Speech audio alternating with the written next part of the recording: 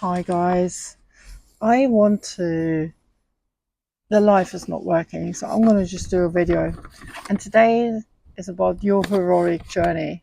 It's about our power of reflection, celebration, and setting intentions for the next quarter. So I'm sitting in my garden on this beautiful day, and I just sort of was reflecting on why is reflection so powerful? What is my journey of reflection? I wanted to share a few bits with you around that because since I've been doing regular reflection, I just the negativity of life, that negativity bias of our brain just doesn't seem to cling to me anymore. I feel I see positives in everything. I've realized how much more I've achieved than I gave myself credit for. And it helps me set clearer and much more purposeful intentions that are aligned with my values, which is something we talked about last week. So I love a quote by Henry David Thoreau that says, "What you get by achieving your goals is not as important as who you become by achieving your goals, or what you become." I want to be proud of not what I have or what I possess. I want to be proud of who I am. And I realized in the last 3 years that's what's been missing. I didn't know who I was. I didn't know who I wanted to be. All I knew that I didn't like who I was anymore, but no more. And this reflection has played a massive part in that. And celebrating those every little step along the way, it's been transformative. It's so special, so magic, and it really helps me feel that joy and presence and yeah, just being in that moment. Okay, so if you ever felt you're running towards your goals but you're not achieving them, so this is for you. So part one, why is reflection and goal setting so important? Why does it matter so much? So let me start by giving you a statistic. 92% of people fail to reach their goals, not because they're capable, but because they focus on the end result rather than on those daily systems and habits that get them to where they need to be. And that's a reference from Atomic Habits by James Clear. I want you to see achieving your goal. It's like going across a pond, going from that side of the pond to the other side of the pond. And along the pond, you've got a number of lily pads that help you get across the pond safely without getting wet or drowning. So those lily pads represent your habits, those micro goals, your systems that help you get to goal, because you can't jump. It's impossible to go from that A to B point. The pond is just too big. It feels unachievable. But does it feel achievable to go from lily pad 1 to lily pad 2? 100%. So that's how I want you to see those little habits we need to create in order to change the goal. So think about Olympic people go to attend the Olympics. I come from an athlete background, as you guys know, and my dream was to be an Olympian. And but that was the same dream or goal of every athlete that ever does competitive sports. So what makes the Olympic champion different to every person that participates in the Olympic Games or in our sport? The difference is the consistent systems and perseverance through those habits, and the joy they have by achieving those little micro goals consistently, examining, being curious, how can we make it better, reflecting on their wins. That is what makes the Olympic winner an Olympic winner. So if your goal is to get healthier, for example, and the lily pad is to lose 10 pounds. So it's drinking. So the goal, if the goal is to be healthier and you want to lose 10 kilograms is the goal, so that's the other side of the pond, then the lily pads would be drinking more water. Another lily pad could be making healthier choices. Another one could be mindful eating. So you eat slowly, you digest different. It could be eating certain things in certain times of the day, so you help with your digestion. It could be taking on certain exercises that help with digestion. Those are the lily pads, the systems that get you from the beginning of the pond to the other side of the pond.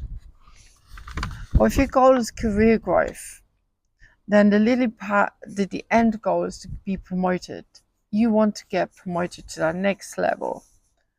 So how could you do that? What are the little stepping stones? Could be networking, could be learning more. It could be working on your leadership style to be that inspirational leader, working on your emotional intelligence, your self-awareness, your self-reflection, your empathy, your relationship building in order to be that inspiring leader. So what is one small habit that you have created in Q1 this year that you could take into Q2? And what would be that next system or habit you need to create to get to your other side of the pond? So that is why goal setting and reflection and systems are so important. The second part is to celebrate our wins. As humans, we're generally pretty disastrous at this.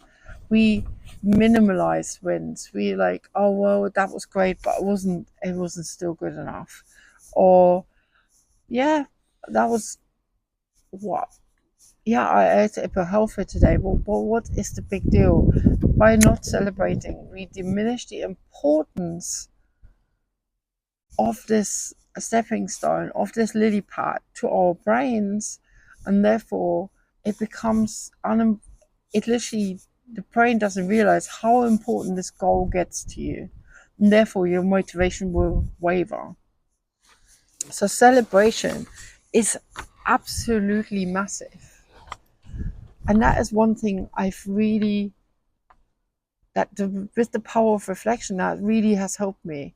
So something I do every single week, I will choose one highlight of the week, and that will go in my weekly highlight jar, and I will post on Instagram and Facebook, just to really tell myself, do you know what, that was a great week and you've really achieved something here.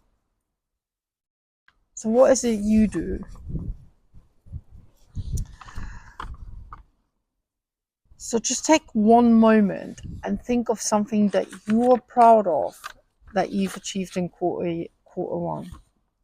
So Q1 for me is that I have regularly reflected every single Sunday, as part of my weekly routine. I set 1 hour aside for reflection. 1 hour where I am curious, not judgmental. I am looking across the week. What did I do well? What could I have done better? What didn't go as well, and why? Is there a reason? What could I do to make that, to close that gap? Is there something missing? Is there some knowledge I haven't got? Is there some learning I need to do? Is there some communication I could do better? so much more curiosity and so much less judgment, which makes me feel so much lighter. And actually, I've done my quarterly reflection yesterday. I spent 4 hours just reflecting over quarter 1, what I wanted to achieve. I didn't feel like I've had a particularly great quarter. But you know what? After that reflection, I felt great. I realized actually I've achieved so much more than I wanted, not in materialistic things, but in the way I feel, in the way I show up, in the way I show up for me, in the way I expanded my identity, in the way my confidence, in the way I give to people, in the value I give to people, and what I've created. And yeah, I've done really well. So celebration is absolutely massive. And what's one way you've grown as a person? For me, I have grown in confidence and setting boundaries. And I love setting boundaries. It's not a negative. I love saying no. I see no as the next opportunity, no as a real, it's like that magic curtain again. You can pull away, and what if something else hides behind that? That's even more magical. Yeah, that's how I've grown as a person. And I just find that negativity doesn't stick to me as much. I'm much more able to let it go and see the positives in things, which makes me feel so much lighter in general as a human, as a coach, as a leader, as a mum, as a wife, as a sister, as a niece, as an auntie, and all of the above. So, success is not the key to our happiness. Happiness is the key to our success. I love that. So, success is not the key to happiness, but happiness is the key to your success. And if you love what you're doing, you will be successful. That is one big lesson that I've learned in the last year or so. So thank you, Albert Schweitzer, for that quote. So let's look forward. Quarter 2, intentions. What's one shift? Let's shift for what we want to achieve moving forward. But so where do you want to be in the next 3 months? What habits would you need to create in order to get there? There's this myth of a statistic out there that it takes 21 days for consistently to create a habit.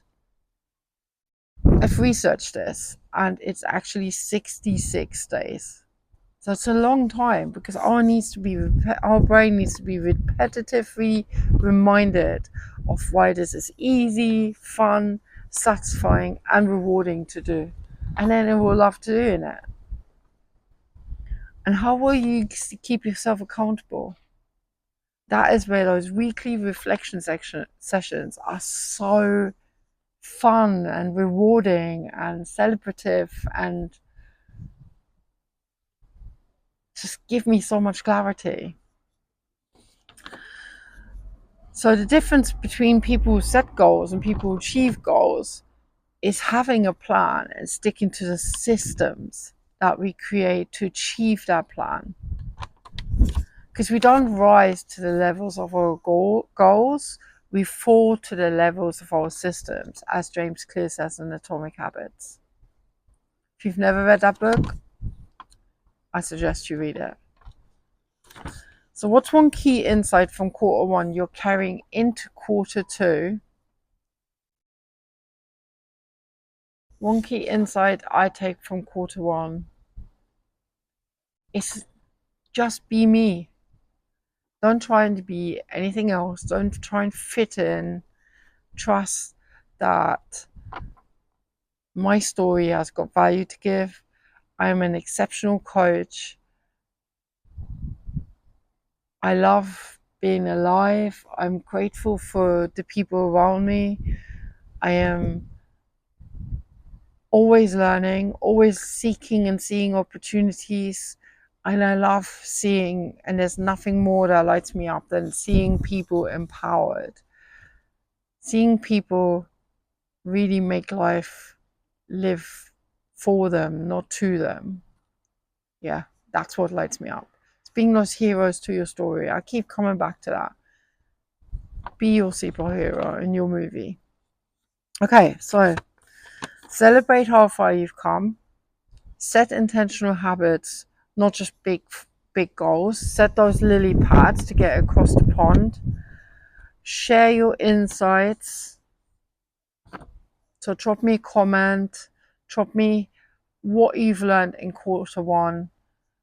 And do you know what? If you want more support, the Hero Collective membership is there for you. I will put the link with the video.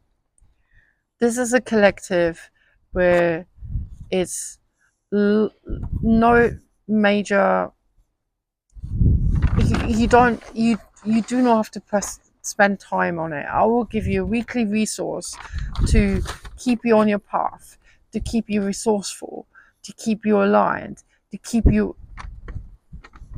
achieving your compelling future. We'll do that in a community where we all celebrate each other, we all cheer each other. We are just a big cheerleading squad.